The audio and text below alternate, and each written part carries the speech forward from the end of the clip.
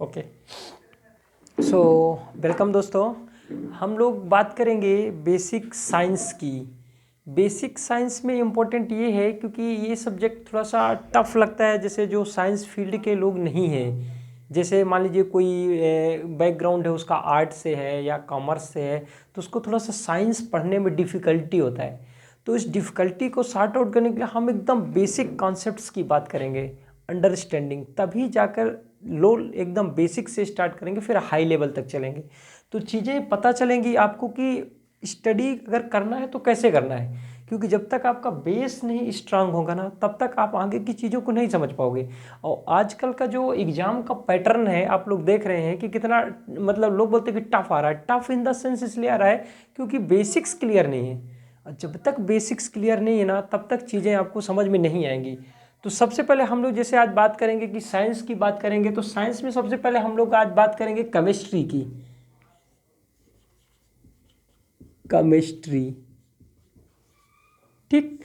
तो आज हम लोग करेंगे साइंस में केमिस्ट्री, पढ़ेंगे कि केमिस्ट्री क्या है। इसके बाद में हम लोग भौतिक विज्ञान में या फिजिक्स में इंटर करेंगे।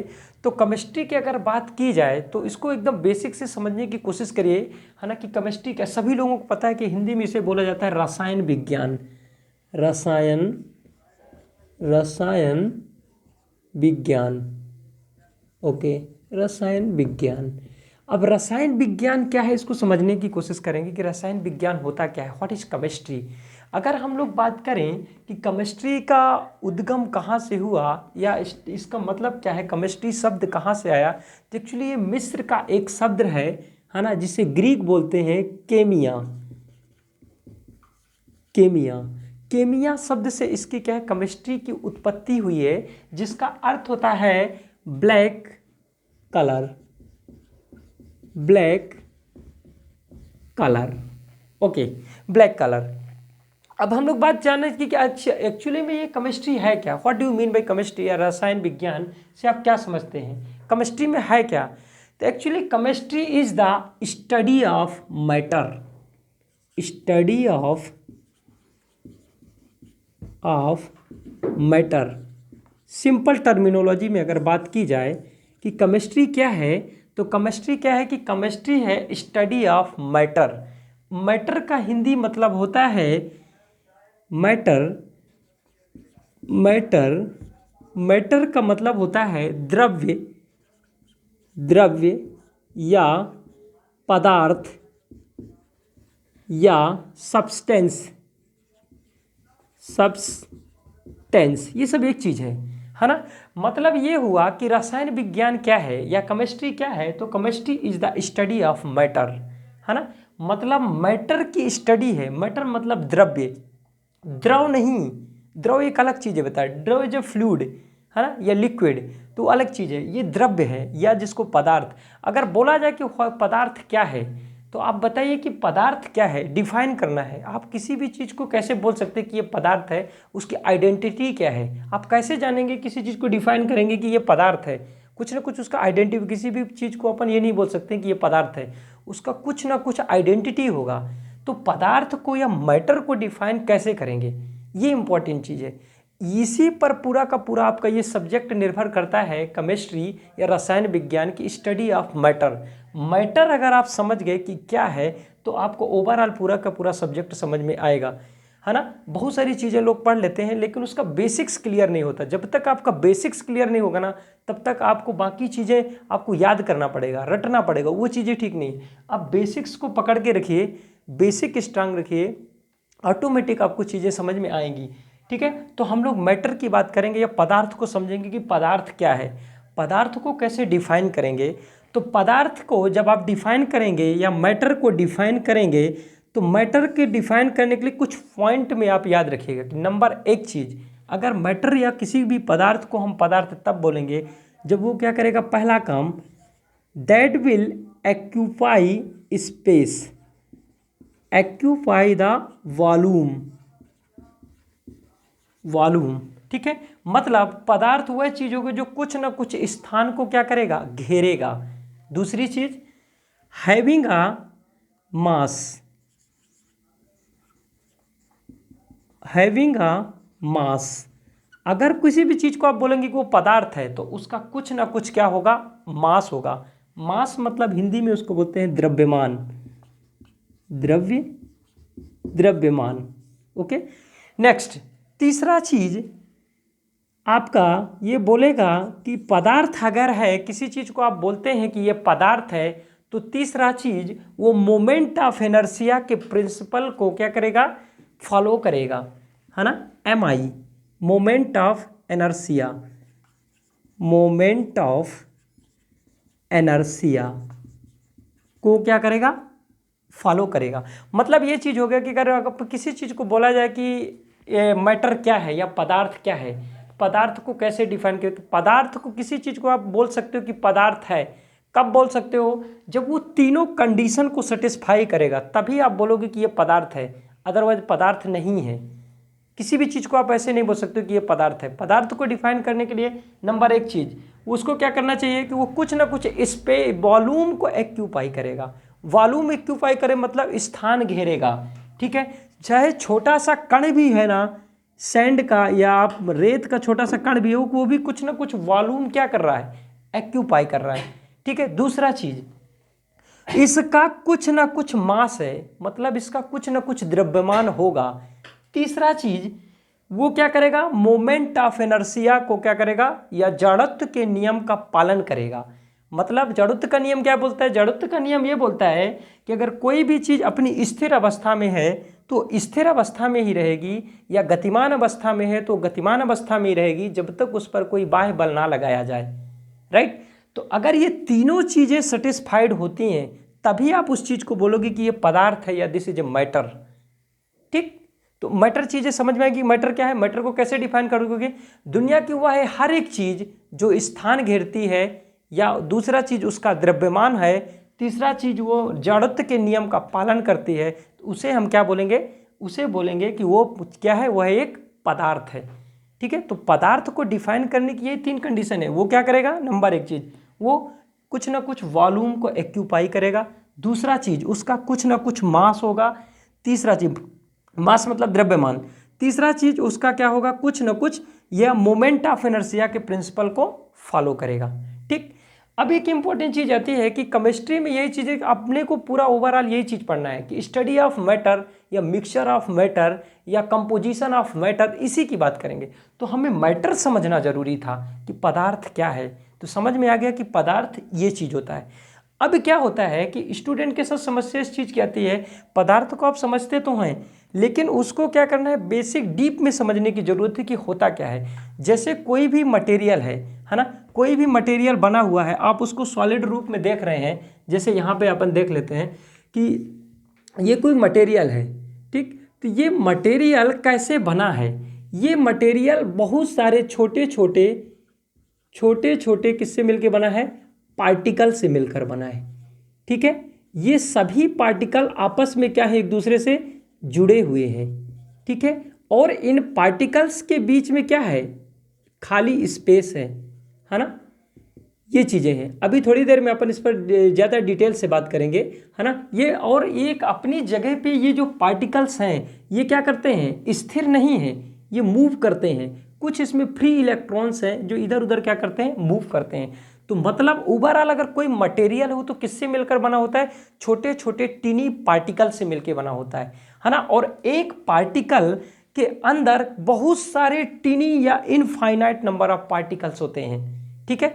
यही कारण होता है कि जैसे मान लीजिए कि अगर आपके पास वाटर का टैंक है, आप 1000 लीटर ऑफ वाटर है आपके पास किसी भी टैंक में, अगर आप एक बूंद किसका, किसी भी कलर का एक बूंद उस पर डालेंगे तो पूरा का पूरा 1000 लीटर ऑफ वाटर क्या हो जाएगा, कलर्ड हो जाएगा। क्यों हो रहा है ऐसा, मतलब इसका ये हुआ कि आपका जो एक बूंद है ना, ये क्या है, किससे मिलके बना है, इनफाइनाइट नंबर ऑफ पार्टिकल से मिलके बना है, तभी जाके ये पूरे के पूरे वाटर टैंक को क्या कर दे रहा है, कलर्ड कर दे रहा है, ठीक है। तो ये है स्ट्रेटेजी आपका क्या, मैटर की, ठीक है, कि पदार्थ क्या है। तो पदार्थ समझ में आया कि पदार्थ को डिफाइन करने के लिए ये चीज़ें हैं। नेक्स्ट एक इंपॉर्टेंट चीज़ आया है, बहुत से स्टूडेंट को एकदम बेसिक चीज़ नहीं पता होता है कि यहाँ पे एक चीज़ आया, टर्म आया है मास, है ना, कि मास क्या है ना। तो मास को समझिए कि मास क्या है, मास मतलब द्रव्यमान। बहुत से लोगों को पता नहीं होता कि मास एंड वेट में डिफरेंस क्या है ना। मास एंड वेट, मास मतलब द्रव्यमान, द्रव्यमान, वेट मतलब भार।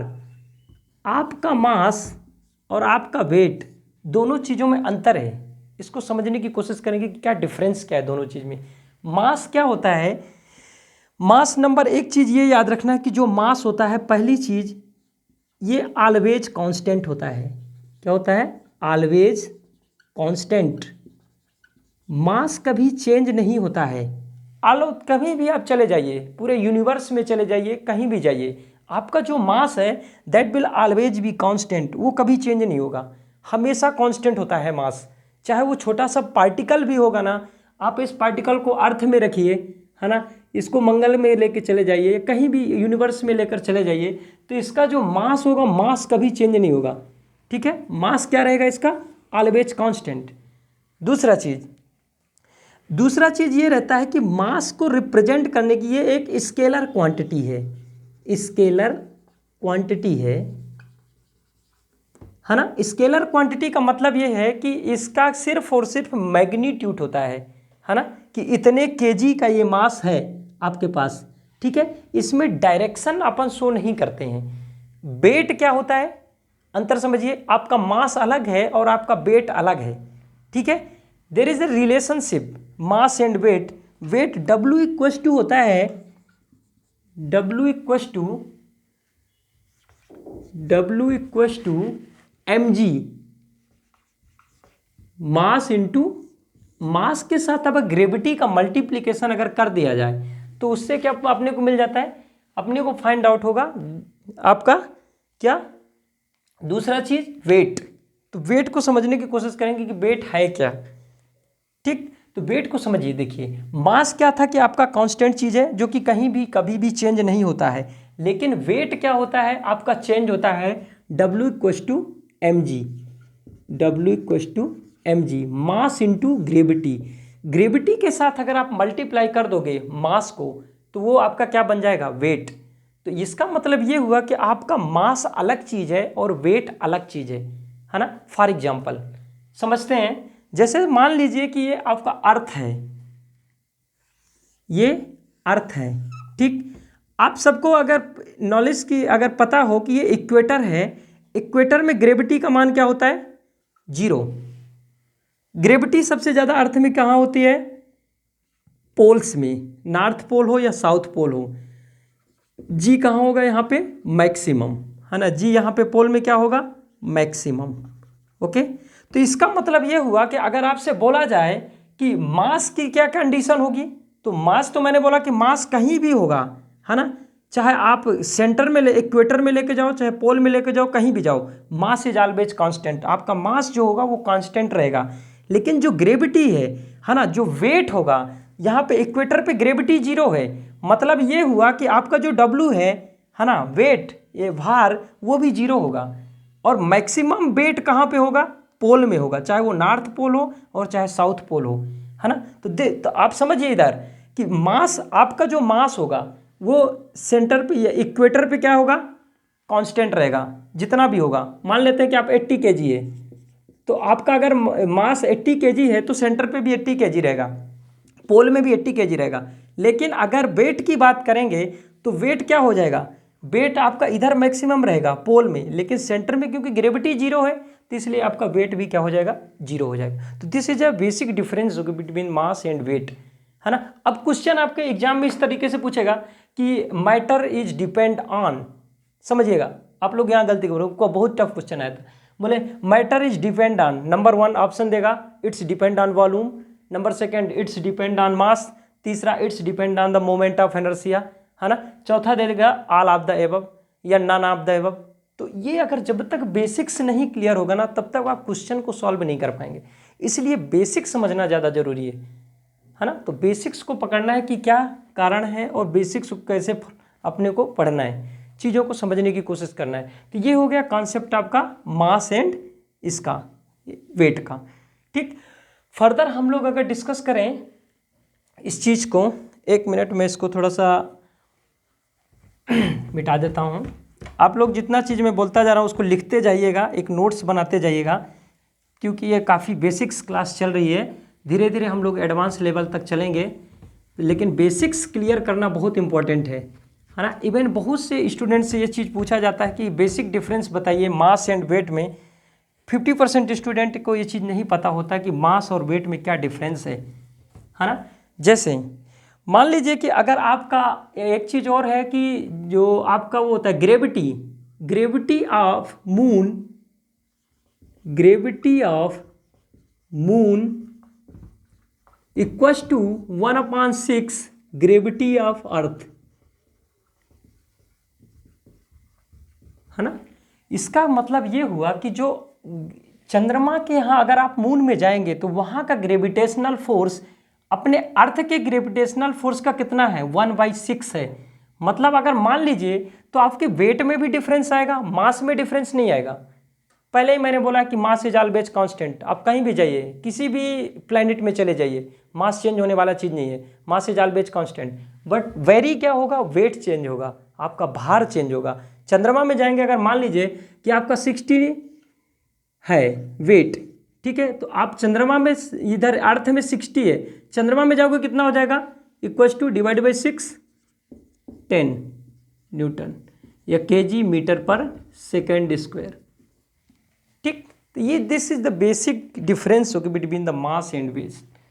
चीज़ों को धीरे धीरे सब चीज़ों को समझने की कोशिश करेंगे तभी चीज़ें समझ में आएंगी।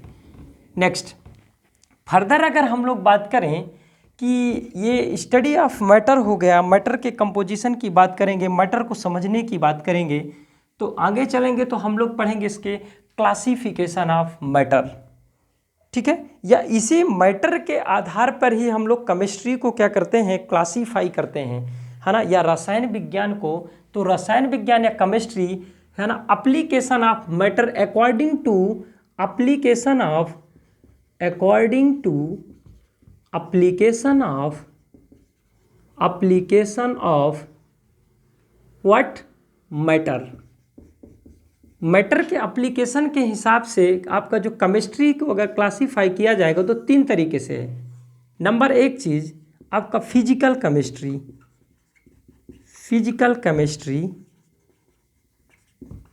दूसरा आपका ऑर्गेनिक केमिस्ट्री,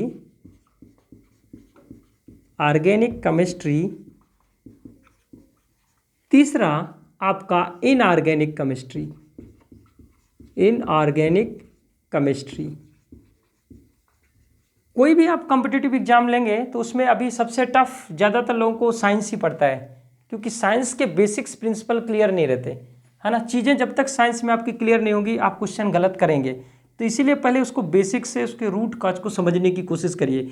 फिजिकल केमिस्ट्री में आप लोग एटम वगैरह की स्टडी करेंगे, एटम्स की बात करेंगे, इलेक्ट्रॉन, प्रोटॉन, इन सब चीज़ों की बात करेंगे। इसके बारे में हम लोग बात करेंगे, आगे फर्दर स्टडी करेंगे, है ना। ऑर्गेनिक केमिस्ट्री में आप लोग बात करेंगे कार्बनिक यौगिकों की बात करोगे, कंपाउंड की बात करेंगे हम लोग, है ना। तीसरा चीज़ हम लोग जब बात करें इनऑर्गेनिक में, इसमें पीरियडिक टेबल की बात करेंगे, periodic table and metal and non metal की बात करेंगे, metal and non metal.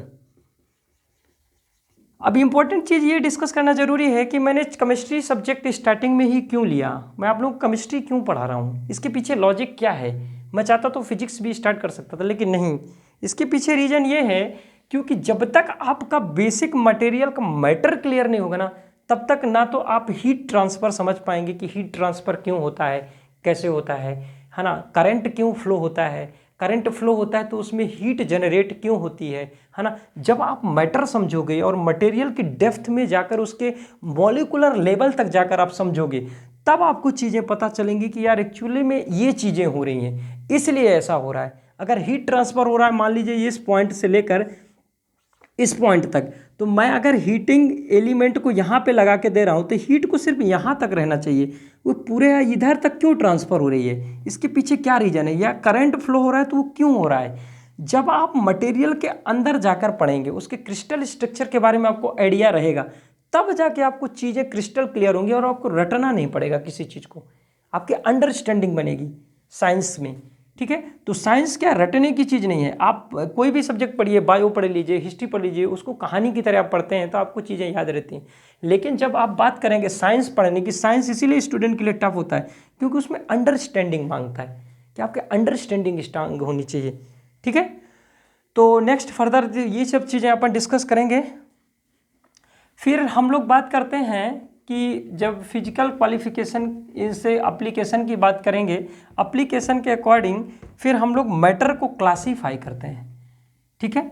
Matter को अगर आप क्लासीफाई करेंगे, क्लासिफिकेशन ऑफ मैटर, ठीक है। फिजिकल केमिस्ट्री अगर पढ़ रहे हैं हम लोग, स्टार्ट करते हैं तो उसमें पढ़ेंगे क्लासिफिकेशन ऑफ मैटर। तो मैटर को जब आप क्लासीफाई करेंगे, क्लासिफिकेशन ऑफ मैटर, ठीक। जब क्लासिफिकेशन ऑफ मैटर आप पढ़ेंगे तो इसमें दो चीज़ें हैं आपको, फिजिकल क्लासिफिकेशन एंड केमिकल, है ना। रासायनिक की अगर बात करें, केमिकल क्या करूँ, केमिकल अगर मैटर को हम लोग फिजिकल अवस्था के हिसाब से या फिजिकल स्टेट के अकॉर्डिंग हम लोग किसे मैटर को क्लासीफाई करें, किसी भी पदार्थ की फिजिकल अवस्था के हिसाब से या भौतिक अवस्था के हिसाब से, तो आप सभी लोगों ने पढ़ा होगा उसमें कि दो तीन चीज़ें होती हैं, पढ़े होंगे कि मटेरियल या जो मैटर होता है आपका, मैटर मतलब पदार्थ, नंबर एक चीज़ वो किस अवस्था में पाया जाता है, सॉलिड अवस्था में पाया जाता है।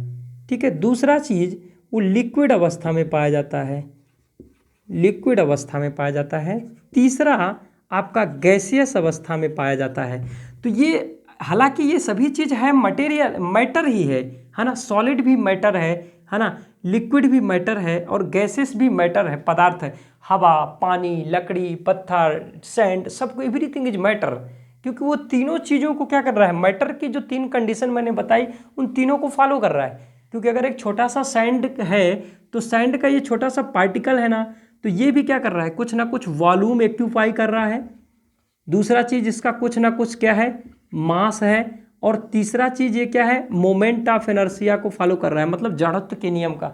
ये कण भी है ना, तो अपनी स्थिर अवस्था में ये जब तक रहेगा जब तक इस पर कोई बाह्य बल नहीं लगाया जाएगा, एक्सटर्नल फोर्स, या अगर ये गतिमान अवस्था में है तो गतिमान ही रहेगा जब तक इसको रोका नहीं जाएगा। ठीक है। तो ये बेसिक चीज़ है। नेक्स्ट, तो ये इसकी फिजिकल अवस्था की अगर हम बात करें मटेरियल के, मैटर की, तो सॉलिड अवस्था में पाया जाता है, लिक्विड अवस्था में पाया जाता है, एंड तीसरा चीज गैसेस अवस्था में पाया जाता है। ये थ्री स्टेट ऑफ क्या है, मैटर। फोर्थ स्टेज होता है प्लाज्मा स्टेज, प्लाज्मा स्टेज। अभी तक आप लोगों ने नेचुरल जो चीज़ें पढ़ी हैं कि कोई भी मैटर है या मटेरियल है वो तीन अवस्थाओं में पाया जाता है, या तो सॉलिड में या लिक्विड में या गैसेस में। ये नेचुरल अवस्था में नहीं पाया जाता है, ये प्लाज्मा स्टेट है, ये आर्टिफिशियली इसको क्या किया गया, बनाया गया। आर्टिफिशियली इसको क्या किया, क्रिएट किया गया इस स्टेट को, है ना। जिसका आपका ब्यूटीफुल एग्जांपल आप जो देखते हैं ना, CFL वगैरह है या आपका ट्यूब लाइट है, ये सब चीज़ें किस प्रिंसिपल पर काम करती हैं, वो किस स्टेट ऑफ मैटर पर काम करती हैं। वो आपका जो स्टेज है जिस पर ये काम कर रहा है, ना तो आपका वो सॉलिड अवस्था में उसके अंदर मैटर है, ना तो लिक्विड अवस्था में है, और ना ही वो गैसेस अवस्था में है। वो किस अवस्था में है, वो प्लाज्मा स्टेट में है। उस पर अभी आएंगे अपन, 1 बाय 1 डिस्कस करेंगे, तो मैं आपको बताऊंगा कि वो कैसे काम करता है, कैसे क्रिएट किया गया। एंड पांचवी टाइप का जो स्टेज होता है that is called Bose Einstein condensate, Einstein condensate. इसका जो फिफ्थ स्टेज है, इसका अभी तक कोई फिजिकल सिग्निफिकेंस फाइंड आउट नहीं हुआ। एक्सपेरिमेंट क्या हो रहा है, चल रहा है। प्लाज्मा स्टेट का practical physical experience find out कर लिया गया है, इसलिए इसके एप्लीकेशंस हैं, लेकिन अभी तक इस पर रिसर्च चल रहा है। प्लाज्मा स्टेट में क्या किया जाता है, टेम्परेचर को बहुत ज़्यादा बढ़ाया जाता है। इसके just opposite Bose Einstein condensate में उसके टेम्परेचर को बहुत कम किया जाता है, जितना आप कम कर सकते हैं। इसके अभी पूरे एप्लीकेशन की 1 बाय 1 बात करेंगे हम लोग। ठीक है। अब दिमाग में यह सवाल उठता है कि सर कोई भी पदार्थ है ना, या कोई भी मैटर है या द्रव्य है या पदार्थ जिसको आप बोलते हैं या मटेरियल है सिंपल टर्मिनोलॉजी में, तो वो तीनों अवस्थाओं में क्यों पाया जाता है, इसके पीछे का लॉजिक क्या है। सॉलिड, लिक्विड एंड गैसेस, इसको समझने की कोशिश करते हैं, इसके पीछे का फिजिक्स क्या है ना, इसके पीछे क्या कारण क्या है। कोई भी मटेरियल है या कोई भी पदार्थ है, ये तीन अवस्थाओं में क्यों पाया जाता है ना, समझेंगे कि होता क्या है। पहले चीज़ ये जानिए कि कोई भी मटेरियल है वो किन चीज़ों से मिलकर बना है ना। सबसे पहला जो सबसे छोटा एलिमेंट है कोई भी पदार्थ है, ये जिस बोर्ड पर भी मैं पढ़ा रहा हूँ है ना, या वुडन है या कोई भी चीज़ लकड़ी है, वो किससे मिलके बना होता है, छोटे छोटे, मैंने पहले ही बताया कि छोटे छोटे क्या मिलके किससे मिलके बना होता है, छोटे छोटे आपके अणुओं से मिलके बना होता है, जिसको इंग्लिश में आप लोग क्या बोलते हैं, मॉलिक्यूल्स। क्या बोलते हैं, ये मॉलिक्यूल्स है ना, मॉलिक्यूल्स है ना, हिंदी में इसको बोलते हैं अणु। इसको ध्यान से समझने की कोशिश करेंगे। कोई भी मटेरियल होगा वो क्या होता है कि बहुत छोटे छोटे किससे, मॉलिक्यूल से मिलके बना होता है। अब ये जो छोटे छोटे मॉलिक्यूल्स होते हैं इसको ध्यान से समझेंगे, ये जो इनके बीच में एक मॉलिक्यूल से दूसरे मॉलिक्यूल्स, मान लेते हैं molecule A and molecules B, ठीक है, मॉलिक्यूल्स ए है एंड मॉलिक्यूल्स बी है, ये दोनों के बीच में बेटा एक फोर्स एक्ट होता है जिसको बोलते हैं मॉलिक्यूलर फोर्स। क्या बोलते हैं उसको, मॉलिक्यूलर फोर्स। अब ये जो मॉलिक्यूलर फोर्स होता है, तो molecular force is divided in two part. One होता है मॉलिक्यूलर फोर्स, मतलब एक मॉलिक्यूल्स का दूसरे मॉलिक्यूल्स में लगता है, तो एक होता है force of attraction, force of attraction, attraction. दूसरा होता है फोर्स एक्ट होता है दो मॉलिक्यूल के बीच में, force of repulsion, force of repulsion. अब इसको समझेंगे कि फोर्स ऑफ अट्रैक्शन का क्या मतलब है। फोर्स ऑफ अट्रैक्शन का मतलब है कि अगर दो मॉलिक्यूल्स हैं, एक मॉलिक्यूल से मॉलिक्यूल्स बी, ये दोनों एक दूसरे को क्या करते हैं, अपनी ओर खींचने की कोशिश करते हैं। जहां भी फोर्स ऑफ अट्रैक्शन अधिक होगा वो मॉलिक्यूल्स आपस में क्या होंगे, उतनी ज़्यादा बॉन्डिंग उनकी स्ट्रांग होगी, और जिसकी बॉन्डिंग जितनी ज़्यादा स्ट्रांग होगी मॉलिक्यूल्स की, वो किसका रूप धारण करेगा, सॉलिड का रूप धारण करेगा। अगर मॉलिक्यूलर फोर्स कमज़ोर है या वीक है तो फोर्स ऑफ अट्रैक्शन क्या है, अगर कम है तो वो क्या करेगा, वो आपका कमज़ोर रहेगा, मटेरियल उतना स्ट्रांग नहीं रहेगा, ठीक है। दूसरा चीज़ होता है force of repulsion. Force of repulsion के मतलब ये होता है कि एक मॉलिक्यूल्स दूसरे मॉलिक्यूल्स को अपने पास आने का विरोध करता है कि नहीं तुम मेरे पास मत आओ, है ना, दूर दूर होते हैं। अगर मॉलिक्यूल्स एक दूसरे से दूर दूर होंगे तो उससे क्या होगा कि वो कोई अगर मटेरियल है ना, तो वो क्या होगा, मटेरियल कमज़ोर होगा, इजीली टूट जाएगा, उसका मेल्टिंग पॉइंट भी कम होगा, बॉइलिंग पॉइंट भी कम होगा, है ना, इजीली वो पिघल जाएंगी चीज़ें, है ना, टूट जाएंगी। यही कारण होता है कि अगर कोई चीज़ सॉलिड है, जैसे आप लोहे की बात करते हैं, सॉलिड के केस में क्या होता है कि इतना स्ट्रांग क्यों होता है, कभी आप सोचें। सॉलिड के पीछे कॉन्सेप्ट ये फिजिक्स यही स्ट्रांग इसलिए होता है, इतना मजबूत होता है क्योंकि इनके जो मॉलिक्यूल्स हैं, इनके मॉलिक्यूल्स के बीच में फोर्स ऑफ अट्रैक्शन क्या होता है, बहुत हाई होता है as compare to force of repulsion, ठीक है। तो फोर्स ऑफ अट्रैक्शन बहुत हाई होने की वजह से ये क्या करता है, सॉलिड का रूप धारण कर लेगा। अब आप किसी भी सॉलिड को मान लीजिए टेम्परेचर को इंक्रीज करते जाएंगे, तो जब टेम्परेचर को इंक्रीज किया जाता है तो इनके जो फोर्स ऑफ अट्रैक्शन है तो ये क्या हो जाता है, ये वीक पड़ जाता है, और वीक होने की वजह से ये क्या होता है, धीरे धीरे मेल्ट होकर लिक्विड में कन्वर्ट हो जाता है। किस में कन्वर्ट होता है, solid will be converted into liquid, है ना। और ज़्यादा अगर इसका फोर्स ऑफ अट्रैक्शन कम हो जाएगा तो किस में कम चला जाएगा, वो गैसेस में चला जाएगा। मतलब ये हुआ कि सॉलिड के केस में आपका फोर्स ऑफ अट्रैक्शन बहुत ज़्यादा होता है एज कंपेयर टू लिक्विड, है ना, और लिक्विड के कंपेयर में फोर्स ऑफ अट्रैक्शन बहुत कम होता है किसका, गैसेस का। तो फोर्स ऑफ अट्रैक्शन आपका कैसा, सबसे ज़्यादा सॉलिड में, फिर लिक्विड में, फिर गैसेस में, है ना। रिपल्सिव फोर्स का मतलब ये कि एक मॉलिक्यूल्स दूसरे मॉलिक्यूल्स का अपने पास आने का विरोध करता है, फोर्स ऑफ रिपल्सन।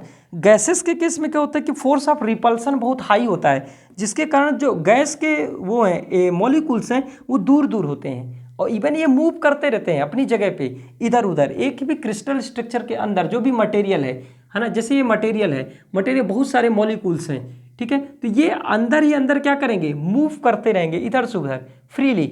अगर इनमें फोर्स ऑफ अट्रैक्शन बहुत ज़्यादा है तो क्या करेंगे, मूव नहीं करेंगे, ठीक है। तो इसलिए कोई भी मटेरियल है या कोई भी मैटर है तो या तो वो सॉलिड का रूप लेगा या लिक्विड का लेगा या गैसेस का लेगा, ठीक है। इसके पीछे का फिजिक्स यही है, ठीक है। तो अगर इस लेवल तक चीज़ों को आप अंडरस्टैंडिंग कर पाएंगे तभी आपका कॉन्सेप्ट क्लियर होगा। आप सीधे सीधे चीज़ों को रटेंगे तो काम नहीं होने वाला, ठीक है। तो फर्दर हम लोग नेक्स्ट लेक्चर में बात करेंगे इसके स्टेट की, है ना, solid, liquid and gases and plasma state की बात करेंगे, है ना। नेक्स्ट लेक्चर जब भी अपना होगा तो नेक्स्ट लेक्चर में अपन इस पर बात करेंगे, ठीक। तो धन्यवाद। आप इस वीडियो को लाइक कर सकते हैं, सब्सक्राइब कर सकते हैं और अपने दोस्तों को शेयर कर सकते हैं। और इसी बेसिक कॉन्सेप्ट पर अपनी क्लास चलेगी एकदम बिल्कुल फंडामेंटल जीरो से, ताकि आपको चीज़ें क्लियर रहें और आपको रटने की ज़रूरत ना पड़े। धन्यवाद।